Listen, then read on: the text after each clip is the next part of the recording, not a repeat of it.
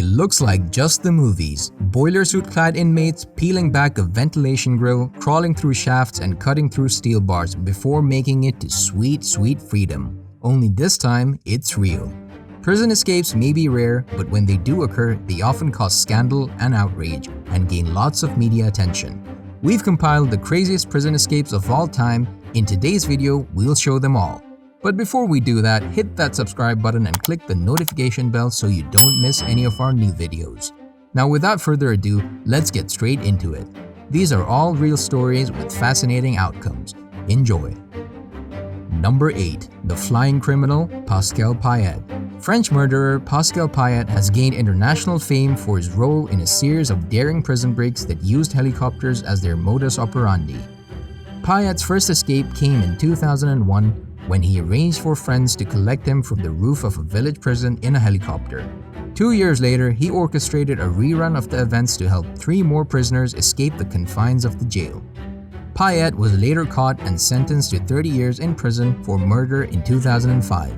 Despite being one of France's most closely watched prisoners, he managed to again break free of the law in 2007 by taking advantage of Bastille Day celebrations to jump into a hijacked helicopter flown by 4 masked men.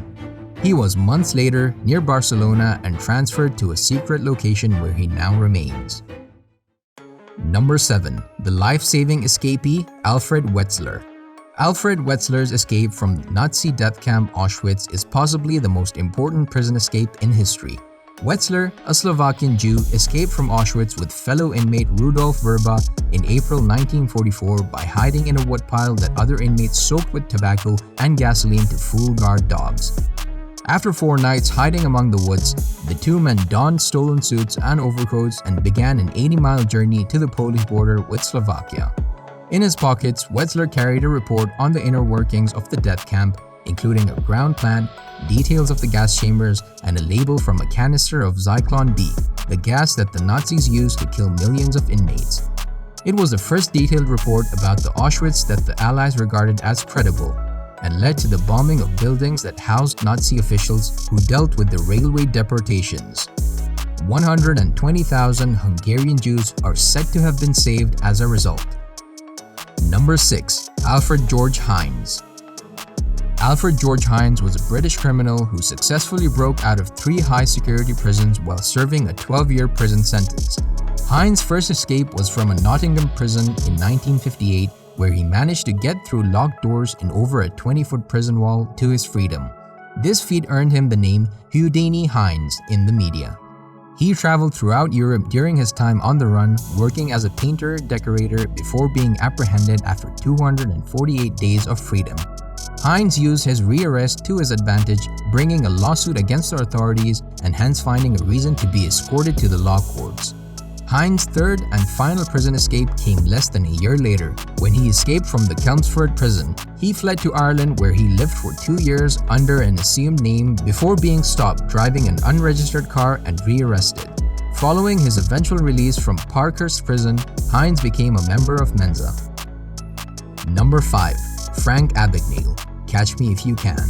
Abagnale committed a series of jaw-droppingly bold crimes which included, although by no means were limited to, flying over 1 million miles between the ages of 16 and 18 by impersonating a Pan Am cockpit. The con man would ride in the spare seat of the cockpit, although he admits that on countless occasions he was left in charge of the plane while the pilot attended to a call of nature. In his autobiography, Abagnale details a prison escape of equally intrepid nature. After being sentenced to 12 years in prison in the US, Abagnale says he had the fortune of being transported to a detention facility who had forgotten his prisoner's papers.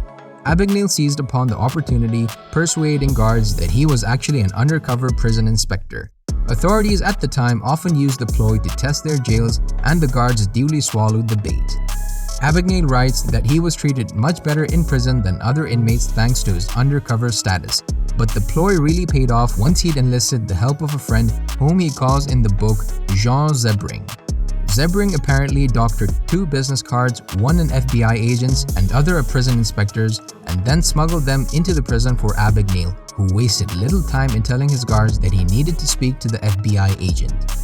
the guards called the number on the agent's card, Sebring picked up, told him that she needed to meet Abagnale outside the prison, and the con man walked straight out of the prison's front door, presumably laughing all the way. Number 4. Texas 7. A group of prisoners dubbed the Texas 7 escaped from the John B. Connolly unit on December 13, 2000. An elaborate scheme devised by them led to the group overpowering and restraining 16 people, including supervisors, officers, and 3 uninvolved inmates. Once overpowered, clothing, credit cards, and IDs were taken from the victims and used to impersonate civilians at the back gate of the prison. 4 of the offenders stayed behind to make phone calls to the prison tower guards to distract them. The rest raided the guard tower and stole numerous weapons, and then stole a prison maintenance pickup truck in which all 7 drove away from the prison. They were apprehended just over a month after. 6 of the 7 were placed on Texas's death row, while the 7th committed suicide rather than return to prison. Number 3. Ronnie Biggs. Ronald Arthur Biggs, more commonly known as Ronnie Biggs, is infamous for his role in the Great Train Robbery of 1963 and for his 36 years living as a fugitive until his voluntary surrender in 2001. Initially captured and sent to prison for his part in the Great Train Robbery, Biggs only served 19 months of his prison sentence before escaping from Wandsworth Prison on the 18th of July 1965 by scaling a wall with a rope ladder and dropping onto a waiting van.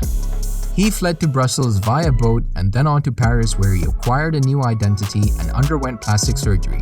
His 36 years on the run were spent predominantly in Australia and Brazil. On May 7, 2001, Ronnie voluntarily returned to the UK and was immediately arrested and imprisoned. He served 8 years in jail before being released on compassionate grounds in 2009. He died in December 2013. Number 2. Maze Prison.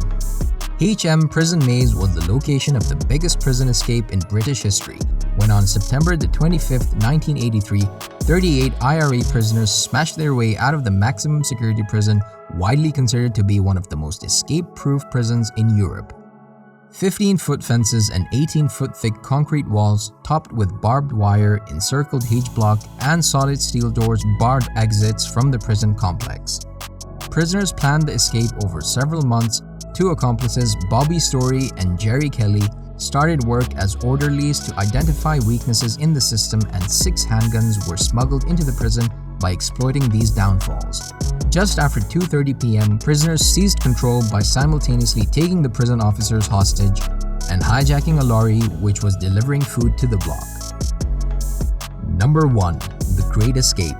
Devised by squadron leader Roger Bushell in the spring of 1943, the Great Escape from prisoner of war camp Stalag Luft 3 on the night of 24th March 1944. Bushell was in command of the escape committee in the North Compound, where the British airmen were housed. His Great Escape plan involved the building of 3 bloody deep, bloody long tunnels underneath the camp fences. The tunnels were nicknamed Tom, Dick, and Harry. If one of the tunnels was discovered by the Germans, it was presumed that they would never suspect 2 more might be underway. More than 600 prisoners were involved in the tunnel's construction, with Bushell aiming to get 200 prisoners to freedom. The tunnels descended 30 feet below the surface and were only 2 foot square. The walls were shored up with pieces of wood which were mainly scavenged from the prisoners' beds.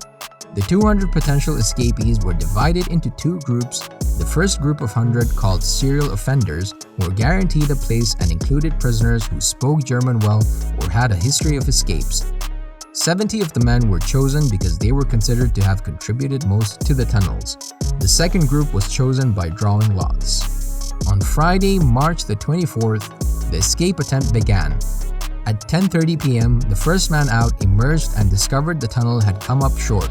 Rather than reaching into a nearby forest, the tunnel came out just short of the tree line and perilously close to a guard tower. Even so, 76 men crawled through the tunnel to freedom before the 77th was spotted by the guards at 4:55 a.m. on March the 25th. Of 76 initial escapees, 73 were recaptured. Hitler ordered half of the escapees to be executed as an example. So there you have it. These were our picks. Let us know what you think in the comment section below. And don't forget to hit that subscribe button and push the notification bell so you don't miss any of our new videos. See you in the next video.